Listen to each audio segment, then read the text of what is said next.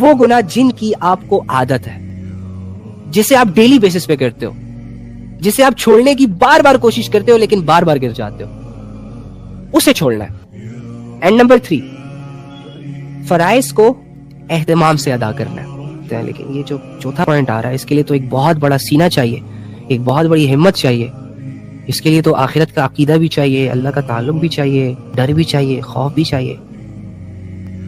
لیکن مشکل نہیں ہے. پتہ ہے کیوں؟ کیونکہ اللہ رب العزت فرماتے ہیں نا کہ جو انسان میرے لیے اسٹرگل کرے گا میں اس کے لیے ہدایت کے دروازے کھول دوں گا. سو ایسے ہی اگر آپ اسٹرگل کریں گے تو اللہ آپ کے مددگار بن جائیں گے, اور جب اللہ آپ کا مددگار بن گیا تو پھر تو آپ کے لیے امپاسبل بھی پاسبل ہے. تو چوتھا پوائنٹ یہ ہے, حقوق, لوگوں کے حقوق واپس دینا. جو حقوق آپ نے دبائے ہوئے ہیں, جو حقوق آپ پر لازم ہیں, انہیں واپس دینا. اگر آپ نے کسی سے قرض لیا ہوا ہے اور آپ اس سٹیج پر ہے کہ وہ قرض ادا کر سکتے ہیں, تو میری جان جلد سے جلد وہ قرض لوٹا دو.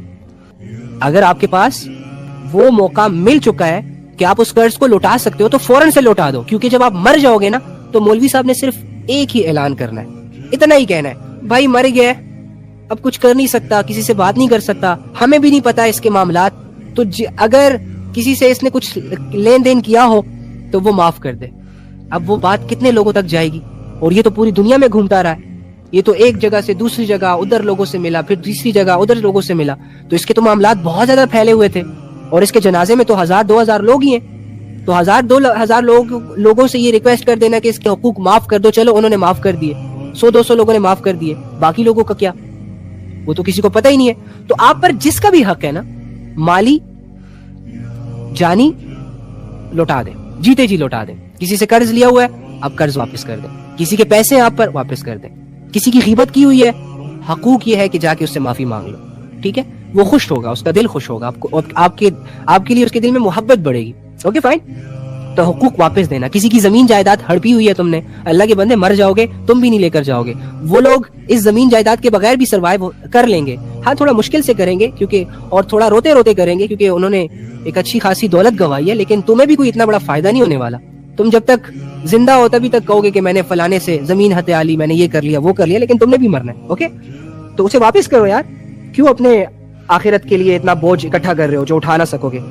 حقوق واپس دینا اور حقوق ادا بھی کرنا. ماں باپ کے حقوق ادا کرنا, اگر ماں باپ ہو تو بچوں کے حقوق ادا کرنا. خاندانی نظاموں سے نکلو, بچوں کو خاندانی نظاموں کے مطابق ٹریٹ کرنا چھوڑیں. اگر آپ کو اسلام کا نہیں پتا تو پہلے آپ اسلام سیکھیں, اس کے بعد اپنے بچوں کو اسلام کے پوائنٹ آف ویو سے ٹریٹ کرنا سٹارٹ کریں. میرے خاندان میں ایسا ہوتا ہے, میری فیملی میں یہ چیز ہے, میری فیملی میں وہ چیز ہے. بھاڑ میں جائے ہماری ساری فیملیاں, اور فیملی کے وہ رواج اور وہ کلچر, وہ فیصلے اور وہ تہذیب جو اسلام سے ٹکرائے. ہم یہاں اسلام پر چلنے آئے ہیں, خاندان پہ چلنے نہیں آئے. اوکے, تو بہت سارے ایسے ماں باپ ہوتے ہیں جو اپنے بچوں کو irrelevant چیزوں کے لیے اکساتے ہیں, ٹھیک ہے؟ تو ماں باپ سے بھی پوچھا جائے گا. اور بہت سارے بچے ایسے بھی ہوتے ہیں کہ ماں باپ اسے دین کے پوائنٹ آف ویو سے سمجھا رہے ہوتے ہیں, لیکن وہ دنیا دار ہوتے ہیں, وہ دنیا کی طرف اٹریکٹ ہو رہے ہوتے ہیں, پھر یہ نہیں سنتے.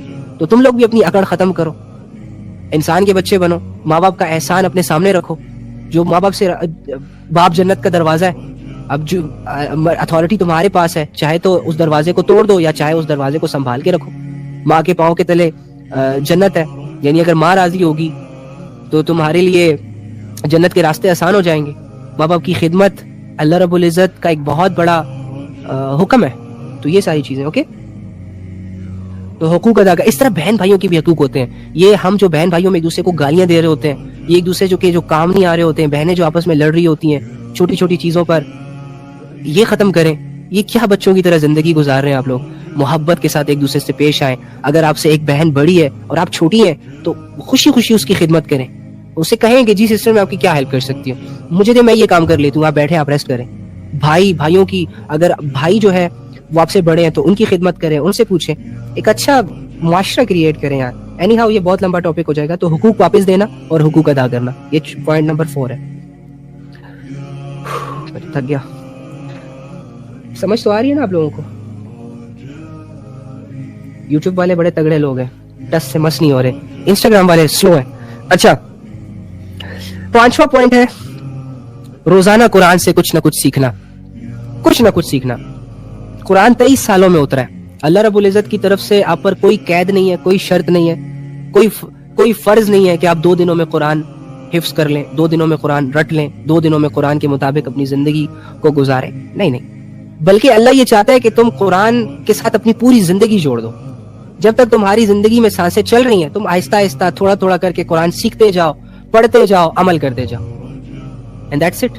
پھر چاہے تم 1 سپارے پر عمل کرو، پھر چاہے تم اور کرتے کرتے تمہارے پاس ٹائم پیریڈ ختم ہو جائے تو مر جاؤ، تو اللہ رب العزت تمہیں تمہاری نیت کے مطابق اٹھائیں گے. کیونکہ تمہاری نیت تو یہی ہے نا کہ میں نے سارے قرآن پر عمل کرنا ہے، قرآن کے سارے حکموں کو ماننا ہے. لیکن تم اسٹرگل کے میدان میں ہو نا، تو اسٹرگل کے میدان میں جب کوئی گرتا ہے نا تو اسے بہت پیار سے اٹھایا جاتا ہے، اسے ڈانٹ ڈپٹ کر کے نہیں اٹھایا جاتا. اوکے، تو آپ لوگوں نے کیا کرنا ہے کہ تھوڑا تھوڑا قرآن شروع کر لینا ہے. یا یقین کریں جو اللہ رب العزت کی ذات ہمیں نظر نہیں آ رہی اور جو اللہ رب العزت سے جو ہمارا کنیکشن بہت ویک ہو چکا ہے نا، جسٹ بیکاز آف کہ ہمیں سمجھ ہی نہیں آ رہی، ہمیں پتہ ہی نہیں ہے کہ اللہ رب العزت نے ہم سے کیا بات کی ہے. اب مجھے ایک بات بتائیں، ایک بندے سے آپ کا تعلق ہی نہ ہو، ایک بندے سے کبھی آپ کی بات ہی نہ ہو، کبھی فیس ٹو فیس ملاقات ہی نہ ہو، تو آپ کے دل میں کبھی بھی اس کے لیے کوئی ویلیوز نہیں بن پائے گی. اگر کوئی آپ کو کہے کہ فلانا بندہ کہہ رہا ہے کہ آپ یہ کرو، آپ کہو کہ کون، میں تو جانتا ہی نہیں ہوں، میں کیوں کروں، تمہیں کہا ہے تم کرو، یہ والا مزاج آتا ہے نا. تو جب تک ہم قرآن نہیں پڑھیں گے تب تک ہم اللہ کو نہیں پہچانیں گے. جب تک ہمیں یہ نہیں پتہ چلے گا کہ قرآن میں اللہ نے ہم سے کیا بات کی ہے، کیوں کی ہے، کس سینس میں کی ہے، اور اگر میں اس پر عمل کروں گا تو مجھے کیا ریوارڈ مل سکتا ہے، میری زندگی کیسے سیٹلڈ ہو سکتی ہے. تو جب تک ہم ان چیزوں کی کھوج نہیں لیں گے تب تک ہم جاہل کہلائیں گے. اور جاہل عمل کے میدان میں بہت سست ہوتا ہے یا بالکل نہ ہونے کے برابر ہوتا ہے. تو قرآن کو سیکھنا سٹارٹ کر دیں. روزانہ کی ڈیلی بیسس پہ اگر آپ ایک آیت بھی سیکھ لیتے ہیں نا، یہ بھی آپ کا بہت بڑا کارنامہ ہے. اب جیسے کہ میں نے آپ سے کہا بھی تھا، ہاں انفیکٹ کہ میں آپ کو روزانہ ایک آیت سکھاؤں گا انشاءاللہ، اور ایسے سکھاؤں گا کہ آپ کو وہ کلیئر ہو جائے. وہ میں نے کیا ہے، ہاں تو آج کی آیت بھی پڑھ لیتے ہیں ہم، اور یہ آپ کا فور ایگزامپل بھی ہو جائے گا کہ آپ لوگوں نے نا ایسے قرآن سیکھنا ہے. هو الذی ينزل على عبده آیات بینات لیخرجکم من الظلمات الی النور. دیکھو یہ چھوٹی سی ایک آیت ہے، لیکن اس میں ہمارے لیے اللہ کی محبت چھپی، فکر چھپی، اور سنسیریٹی چھپی، اور کامیابی، بھلائی، اپنائیت، ساری چیزیں چھپی ہوئی ہیں اگر ہمیں سمجھ آ جائے. اب پڑھنے کو تو میں نے صرف عربی پڑھی ہے، آپ کو بھی نہیں پتا، ہمیں بھی عربی کی اتنی پہچان نہیں ہے، لیکن جب ہم اس کے ترجمے پہ غور کریں گے، اس کی تفسیر پہ غور کریں گے تو بات ہمیں سمجھ آئے گی کہ اللہ رب العزت بیسیکلی ہم سے کہنا کیا چاہ رہا ہے. ٹھیک ہے، اور وہ کیا ہے کہ وہ اللہ ہی ہے جو انسانوں پر کھلی کھلی آیتیں نازل کرتا ہے، قرآن کی آیتیں. کیوں، اس کی کاز کیا ہے، اس کا ریزن کیا ہے، تاکہ انہیں اندھیروں سے نکال کر روشنیوں میں لائے. تو مجھے بتاؤ، کیا تم اندھیروں سے نکلنا نہیں چاہتے؟ کیا تم گناہوں کو چھوڑنا نہیں چاہتے؟ اور اگر ایک کوئی کافر ہے، مشرک ہے، تو کیا وہ اس ساری چیزیں جہنم کو سامنے رکھ کر اس بات کی خواہش کر سکتا ہے کہ اسے جہنم کو دیکھنے کے بعد بھی کفر اور شرک کرنا ہے؟ اس کی بھی یہ خواہش ہوگی نا کہ میں کفر سے نکل آؤں، شرک سے نکل آؤں، رائٹ؟ اور کفر اور شرک بہت بڑا اندھیرا ہے، اسی طرح گناہ ایک بہت بڑے اندھیرا ہے، غفلتیں، بد اخلاقیاں، بدنیتی اور گناہوں کا ایک بہت بڑا اندھیرا ہے. تو آپ لوگ ان سے نکلنا چاہتے ہیں نا، رہنا تو نہیں چاہتے. ظاہر سی بات ہے، جب آپ کے کمرے میں اندھیرا ہوتا ہے تو آپ کی یہ خواہش ہوتی ہے نا کہ کوئی نہ کوئی روشنی ہو، اور روشنی ہوگی تو آپ کچھ کر سکیں گے، قدم بڑھا سکیں گے، راستے آپ کو دکھائی دیں گے. روشنی ہی نہیں ہے، آپ کیا کریں گے؟ کچھ بھی نہیں کریں گے نا. تو آپ کی یہ خواہش ہے، آپ کی اور میری، ہم دونوں کی، بلکہ پوری انسانیت کی یہ خواہش ہے کہ ہم اندھیروں سے نکلیں. ہاں وہ الگ بات ہے کہ ہم نے اپنی زندگی کے اندھیروں کو کبھی امیجن نہیں کیا، ہمیں نہیں پتا کہ ہماری زندگی کون سے اندھیروں میں ہے. جب پتا چلے گی نا کہ اوہو میں تو اس گناہوں کے اندھیرے میں ہوں اور اس گناہ نے مجھے اتنا نقصان دیا، اور جب ریئلائز ہوگا تو آپ یہ دعائیں کریں گے رو رو کر کے، اللہ مجھے ان اندھیروں سے نکال. ایک گناہ جب حد سے بڑھتا ہے نا، جب وہ عادت کو بھی کراس کر جاتا ہے، جب اس گناہ کی لذتیں ملنا انسان کو بند ہو جاتی ہے، جب وہ ایڈک ہو جاتا ہے، تو وہ گناہ انسان کو پاگل کر دیتا ہے. ٹھیک ہے، تو اسی طرح تو اللہ فرما رہا ہے کہ میں ہی ہوں جو اندھیروں سے نکال کر تم لوگوں کو روشنیوں میں لاؤں گا، اور اس کے لیے میں نے یہ آیتیں نازل کی ہیں. وہ باتیں پڑھو جو میں نے تم تک پہنچائی ہیں، وہ آیتیں پڑھو جو میں نے تم تک پہنچائی ہے، تم اندھیروں سے نکل آؤ گے. ابھی دیکھو قرآن کی ایک آیت نے ہماری میچورٹی کو کون سا لیول دے دیا، کتنے اچھے طریقے سے ہمیں سینسیبل بنا دیا، کتنے اچھے طریقے سے ہمیں ایک راستہ دکھا دیا، ایک وے بتا دیا کہ ہاں یار اگر ہم قرآن کی آیتوں کو سمجھیں گے، پڑھیں گے، سیکھیں گے، عمل کریں گے، یقین کریں گے تو ہماری زندگی بدل سکتی ہے. تو دیکھو قرآن تو آج بھی انسان کو بدلنے کے لیے تیار ہے. انسان اتنا بگڑ چکا ہے کہ اب وہ قرآن سے اٹیچ نہیں ہو پا رہا، کیونکہ شیطان جانتا ہے کہ جو بندہ قرآن سے جڑ گیا وہ بندہ اللہ سے جڑ گیا. اللہ کے نبی فرماتے ہیں نا کہ جو انسان بھی میں 2 چیزیں چھوڑ کر جا رہا ہوں اور اس میں ایک قرآن بھی ہے کہ جب تک اس کو مضبوطی سے تھامے رکھو گے, پکڑے رکھو گے, اپنا کنیکشن, اپنا ریلیشن قرآن کے ساتھ جوڑے رکھو گے, اپنی زندگی قرآن کے مطابق سروائیو کرو گے, تب تک تم گمراہ نہیں ہوگے, تب تک تم گناہوں کے اور غفلتوں کے اور بغاوت کے حوالے نہیں ہوگے. دیکھیں اب ہم نے اگر نبی کی بات پر ہمیں یقین ہوگا تو ہم اس قرآن کو سینے سے لگائیں گے. دیکھیں نا کتنا یقین کرے, ایک دفعہ آپ قرآن کو پڑھنا تو سٹارٹ کریں. میں نے نا ایک ایگزامپل دیتا ہوں, میں نے یہ قرآن پڑھنا سٹارٹ کیا تھا یہ, اور یہ ختم ہو گیا. میں نے جب اسے پورا پڑھا نا تو واللہ میرا جو طلب تھا نا, میرے اندر نا یہ سوچ نہیں پیدا ہوئی کہ اب میں نے قرآن ختم کر لیا, اب تو میں نے ساری تفسیر پڑھ لی ہے الحمدللہ, اب تو مجھے بہت ساری چیزیں پتہ چل گئی. نہیں, میرے اندر کی جو ڈیزائرز تھی اور جو ہرس تھی وہ بڑی. اس وجہ سے پھر میں نے دیکھو کتنی قرآن, میں ایک تفسیر بھی لیا, ایک یہ تفسیر ہے, ایک وہ تفسیر ہے. اور یہ کیا میں کوئی انوکھا بندہ ہوں, میں کوئی آسمان سے اترا ہوں؟ آپ ہی کی طرح 2-4 سال پہلے میری زندگی تھی بغاوتوں میں, غفلتوں میں, لیکن میں نے الحمدللہ اللہ کی اس آیت پر اسٹرانگ نگاہوں سے نظریں ڈالی اور اس پر عمل کرنے کی نیت رکھی اور اللہ سے دعائیں مانگی. تو اللہ رب العزت نے, ٹھیک ہے میں گنہگار, میں بدکار, وہ جو بھی ہے وہ میرا اور اللہ کا معاملہ ہے, لیکن اللہ رب العزت نے شعور بھی تو دیا. اللہ رب العزت نے دنیا کو اس کی حقیقت کی نگاہوں سے دیکھنے کی صلاحیت بھی تو دی. اب اگر کوئی انسان یہ محنت کرے گا اور وہ اس چیز کو اویل نہ کرے تو یہ ہو ہی نہیں سکتا.